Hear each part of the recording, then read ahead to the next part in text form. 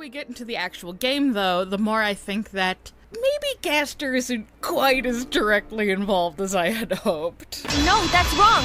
Hello everyone, it's everyone's favorite #1 rated theory hopium seller, here to talk about Dr. Gaster.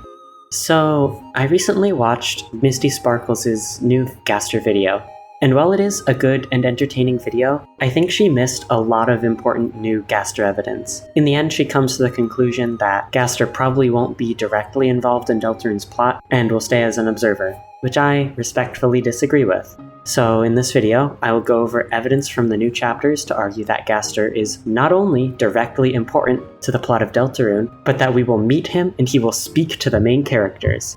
That being said, this isn't really like a response video or anything like that. I'm not going point by point trying to debunk Misty Sparkles or roast her. I'm just using her video as a jumping off point to present my perspective on Gaster. I'm also using this as a chance to respond to some common anti-Gaster arguments from other people.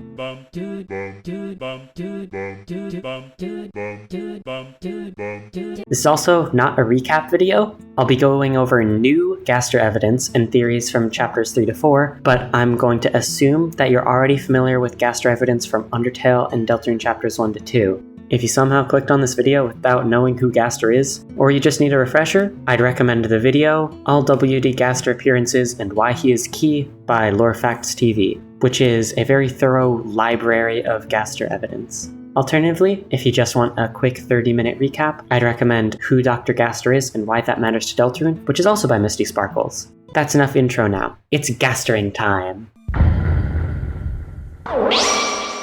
Gaster's first big connection to Deltarune's plot is through the player, as he is the one that brought the player to Deltarune. This is pretty easy to prove. Gaster's the one that connects us on Twitter, he speaks to us at the beginning of the game to make sure we're connected, he tries to have us build a vessel, he speaks to us when we die, he controls the save menu, and so on and so forth. I'm sure you already know most of this. The reason I feel the need to go over it again is because as Deltarune progresses, we as the player are becoming increasingly less secret. Susie and Noelle are seconds away from uncovering us in Chapter 4, and at the end when Susie sees Chris's soul when they're killing the Titan, she almost asks about it before getting distracted by Gerson. There is no doubt in my mind that at some point Susie will find out about us possessing Chris, and juicy character drama will ensue. Me and some other theorists think that an important moment in the endgame will be us and Chris finally reconciling and becoming friends. If any of this happens, then Gaster is necessarily relevant. He's the one that brought us to Deltarune. He's the most important character to our backstory. In addition, with the reveal that Chris is working with the Knight, and the voice on the phone talking about how Chris needs their soul, it seems like Chris's possessed soul is like an intentional part of Team Knight's plan. In fact, many people theorize that Chris either chose to be possessed, or they were chosen by Team Knight. I don't want to dive into those theories too deeply, although here are some videos on the subject if you're interested, but the bottom line is that Team Knight knows about the player and is probably using us as a means to an end.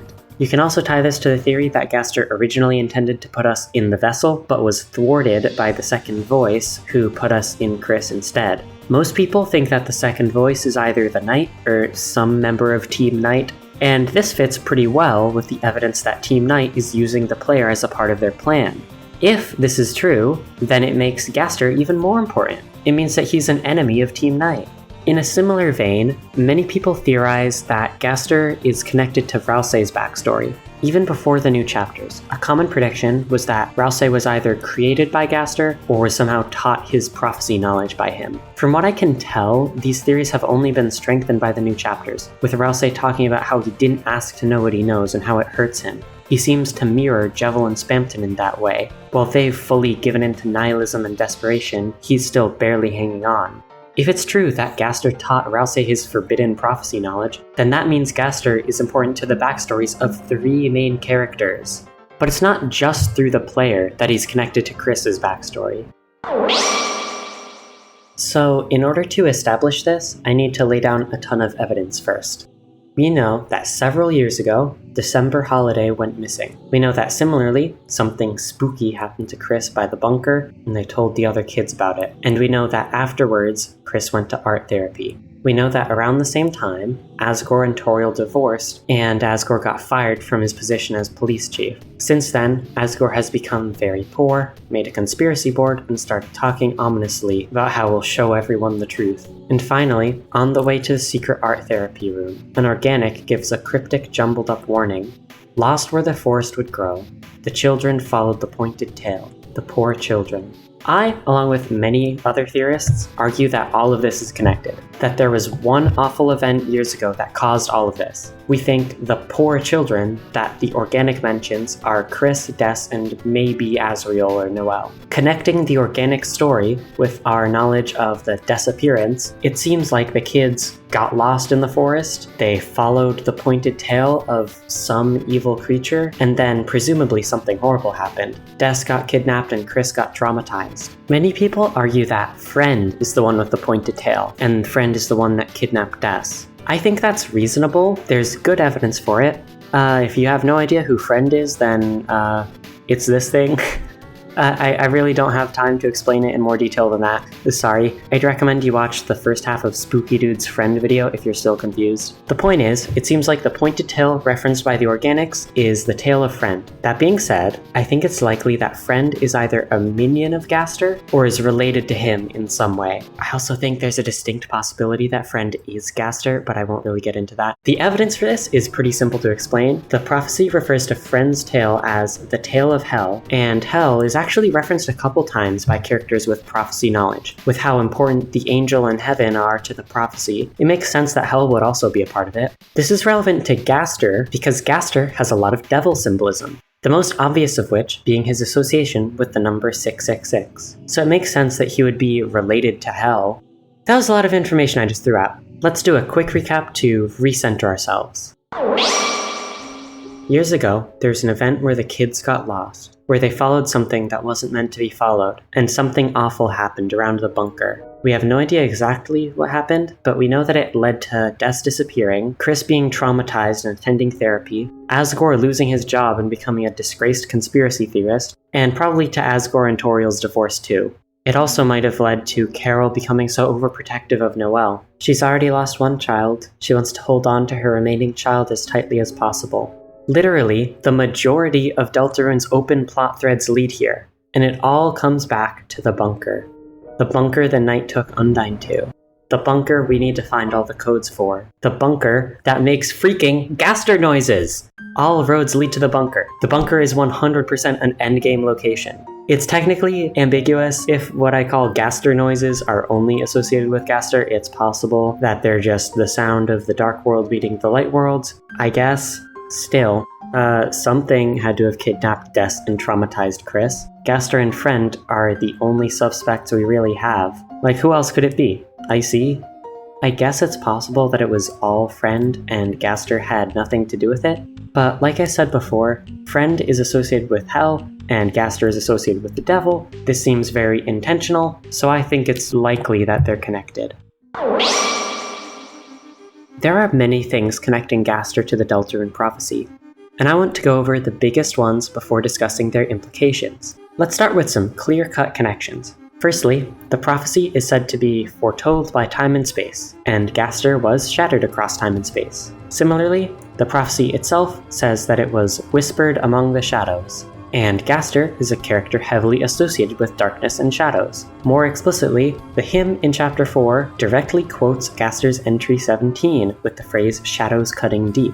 There's also the fact that the texture for all the prophecy panels is a brightened and saturated version of image depth, a very important image that shows up numerous times throughout Deltarune, but most importantly, it's in the background when Gaster speaks to you at the beginning of the game. Of course, there's also the message in Wingdings on the Deltarune website from 2016, which directly quotes the prophecy.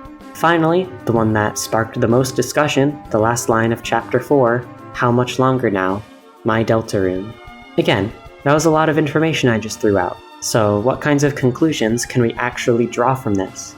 Well, first, the most common conclusion people have come to is that Gaster created the prophecy himself. Most of the evidence for this is kind of self-explanatory, like the prophecy was foretold by time and space, it contains some of his iconic phrases, and he calls it My Deltarune. In this case, that means that it belongs to him. He created it. Some other smaller details also support this interpretation. For example, the prophecy being in all caps when Gaster always types in all caps. And if Gaster was the one who told Ralsei all of his prophecy knowledge, well, that fits even more if Gaster wrote the prophecy himself. If you're willing to get more speculative, there are some even more interesting connections you can make. For example, a central part of the prophecy is banishing the angel's heaven, and Gaster is a devil-like figure, so it makes sense that a devil would want to banish the angel. And this one's a bit of a reach, but Ralsei is the Prince of Darkness, so maybe Gaster is the King of Darkness?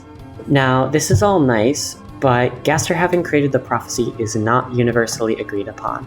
And it's not the only conclusion supported by the game. There's also a popular idea that Gaster is an interloper, that is changing the prophecy or reinterpreting it somehow. And this definitely has some evidence.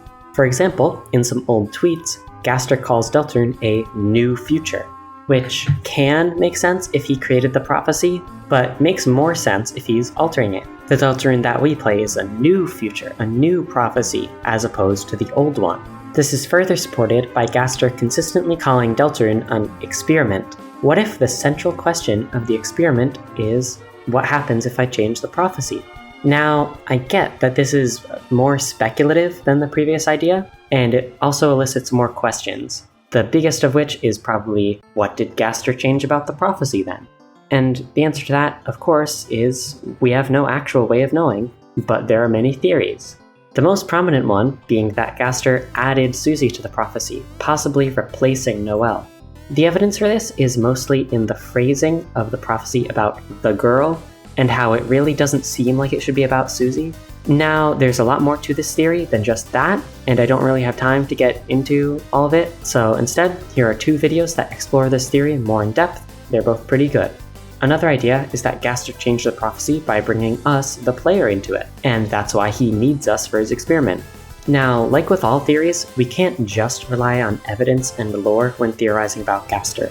Our theories also have to be narratively satisfying, and in my opinion, both of the interpretations that I've discussed have the potential to be very narratively satisfying and contribute to Deltarune's themes in interesting ways. For example, if Gaster wrote the prophecy, then that kind of makes him an ultimate foil to Susie, the one who wants to change fate. What better way to represent the clash of ideas found in Deltarune than a boss fight against Gaster? The prophet who foretold only one ending versus the Delta warriors, rebelling to defy fate and create their own ending. Alternatively, if Gaster altered the prophecy, maybe he's the one trying to change the ending. He could be an ally of the Delta warriors and help them in their fight against the Knight, or maybe even the Angel. Alternatively, maybe Gaster altered the prophecy and is trying to create a new ending, but Susie and the Delta warriors don't want to submit to his will either, and want to create their own ending, different from the original or the new one. There are tons of possible ways that Gaster could be thematically interesting for Deltarune, and that's not even getting into the weird route. The only thing that I think would be unsatisfying is if Gaster just stays an observer the whole time, only ever interacts with us, and the most interesting thing he does is remarking to the player at the end of Chapter 7, "Damn, that experiment sure was very, very interesting. Don't you think, player name?" That wouldn't really give him a chance to meaningfully contribute to Deltarune's themes, or do anything interesting at all really, which is why I don't think that'll happen. As I've spent the whole video up until now discussing, I think Gaster's hold hands are too tied up in the plot for him to only ever interact with us. Most of all, I think Gaster not being important would be anticlimactic and boring. And if there's one thing that Deltarune's story is not, it's boring. In my opinion, one of the biggest pieces of evidence for Gaster's relevance isn't any crazy secret or new piece of lore, it's just the momentum of the story.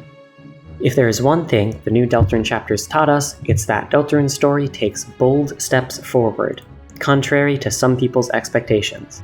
A decent chunk of people thought Deltarune would be mostly silly, episodic adventures, and then it would get serious around chapter 6 or 7, but the new chapters have thoroughly flushed this down the toilet. We fight the Knight in chapter 3, and Susie kills a Titan in chapter 4 while quoting Sans Undertale. A lot of the stuff that some people assumed would be endgame material is happening now. And importantly to this discussion, Deltarune is paying off a lot of its weird esoteric mysteries relatively early on. Friend went from a single weird sprite in Chapter 2 to a crazy cryptid with big lore importance that shows up everywhere. Eggman went from a character that gives us eggs and not much else to a guy that dumps paragraphs of deep lore on us. Mike went from... actually, I think that might be a bad example. Des went from an occasionally mentioned character that most casual players didn't know about. I'm not gonna lie, Des? Does Chris have a sister? To having the whole plot revolve around her, with the cast playing hot potato with her guitar. I think Gaster is very much the same. Right now, he's a deep lore mystery character that you need to be actively paying attention to know about, but eventually he'll be obviously important, and everyone will know his name.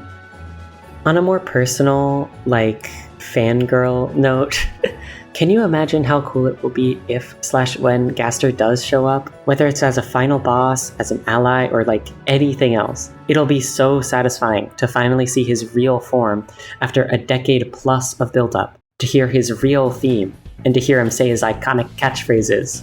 Gaster is like Chekhov's machine gun.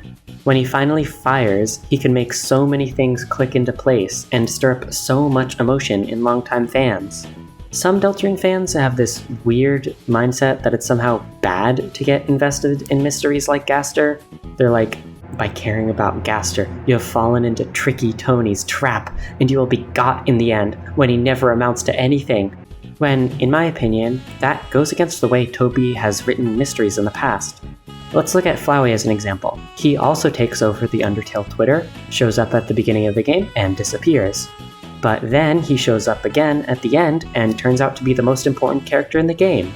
If Gaster were a background character the whole time, he'd be more comparable to Kara, who is technically important to the lore, but stays in the background the whole time, and kinda remains a mystery by the end of the game. I'm gonna be completely honest. I don't want Gaster to be like Kara. Though I do kind of love Kara the way they are, and there are some fan takes and interpretations of them I really like, I think if we're sticking purely to Undertale, they're kind of like the least well thought out character in the whole game.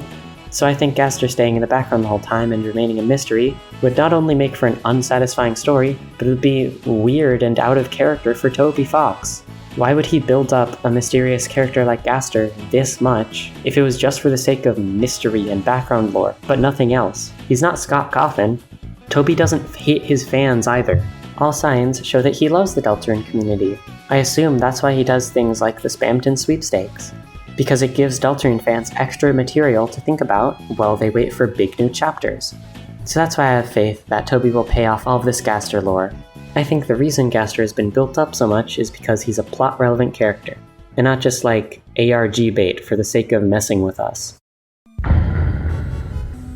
I think sometimes this don't trust Tricky Tony mindset that I mentioned comes from a place of worrying that theorists will get too invested in Gaster, and in the event that he isn't relevant, we'll be disappointed and we won't enjoy Deltarune as much as we might have otherwise. I think this is somewhat the case with Misty Sparkles in her video. It sounds like she wants to keep her expectations tempered. I definitely understand. It's part of why in this video I've been pretty open-ended about what Gaster's exact role is in Deltarune beyond just being important to the plot. I think it can be bad to get overly attached to any theory. That being said, sometimes this comes across less as wanting to keep theorists' expectations in check, and more as wanting to dunk on them and deny them of their fun. I'm not talking about Misty Sparkles anymore, by the way. Something I hear a lot from Gaster deniers is, all Gaster theories are just speculation. Any theory that centers WD Gaster is based upon speculation, and no matter how solid these theories are, speculation is just speculation. As if that's some kind of grand finisher that proves Gaster is irrelevant. First, no they're not. The definition of speculation is the forming of a theory or conjecture without firm evidence. And, I mean, we can split hairs over what counts as firm, but throughout this video, I have presented evidence for every theory I mention. There's loads of firm Gaster evidence. That's why people are able to make hour-long videos compiling it. And even if they were all speculative, why would that prove that Gaster is irrelevant? That would prove that Gaster is unknowable, which, in some ways, he is. He's a mystery man.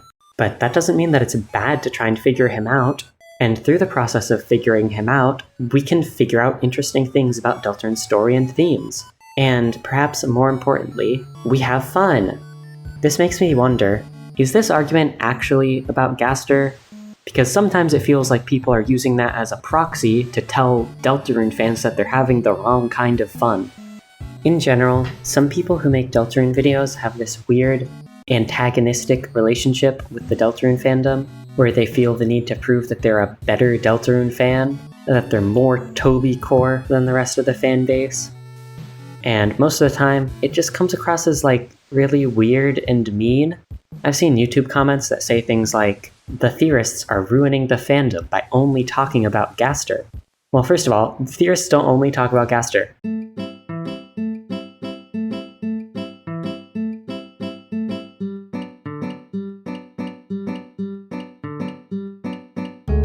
But even if they did, it would make sense that theorists, people who are devoted to solving mysteries, would talk a lot about one of the most mysterious characters in Deltarune.